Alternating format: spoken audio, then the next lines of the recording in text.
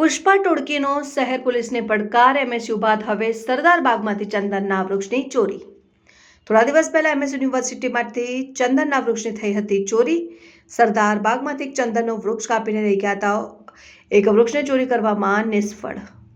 વડોદરા શહેરમાં પુષ્પા ટોળકીએ પોલીસને પડકાર ફેંક્યો હોય તેમ લાગી રહ્યું છે। થોડા દિવસ પહેલા એમએસ યુનિવર્સિટીની હેડ ઓફિસના કમ્પાઉન્ડમાંથી ચંદનના 2 વૃક્ષોની ચોરી થઈ હતી।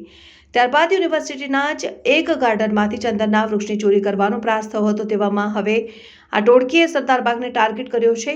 આ બાગમાંથી ચંદનના એક વૃક્ષની ચોરી થઈ છે, જ્યારે આ એક વૃક્ષને ચોરી કરવામાં તસ્કરો નિષ્ફળ નીવડ્યા છે।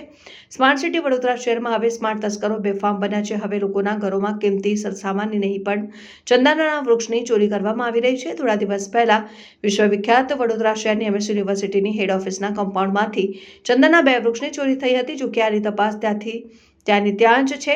તેવામાં માત્ર ટૂંકા દિવસોના ગાળામાં જ એમએસ યુનિવર્સિટીના સાયન્સ ફેકલ્ટીના બોટની વિભાગને ગાર્ડનમાં ચંદનના વૃક્ષની ચોરીનો પ્રયાસ થયો હતો। ત્યારે એમએસ યુનિવર્સિટી બાદ હવે ચંદન ચોર પુષ્પા ટોળકીએ કોર્પોરેશન હસ્તકના ગાર્ડનને ટાર્ગેટ બનાવ્યો છે। કોર્પોરેશનના સરદારબાગ ખાતે ચંદનના એક વૃક્ષની ચોરી કરી તસ્કરો ફરાર થઈ ગયા હતા, જ્યારે એક વૃક્ષની ચોરી કરવામાં નિષ્ફળ રહ્યા છે। બનાવની જાણ થતાં જ કોર્પોરેશનની ટીમ સરદારબાગ ખાતે દોડી ગઈ હતી, જે ચંદનના વૃક્ષનો ચોરીનો પ્રયાસ થયો છે તે વૃક્ષને કાપીને આ મામલે પોલીસ મથકે ફરિયાદ નોંધાવવાની તજવીજ હાથ ધરી હોવાનું જાણવા મળ્યું છે। અત્રે નોંધનીય બાબત એ છે કે કોર્પોરેશન હસ્તકના કેટલાક ગાર્ડનમાં કિંમતી ચંદનના વૃક્ષો આવેલા છે। તે પૈકીના એક ગાર્ડન સરદારબાગમાં આશરે 20થી વધુ ચંદનના વૃક્ષો આવેલા છે।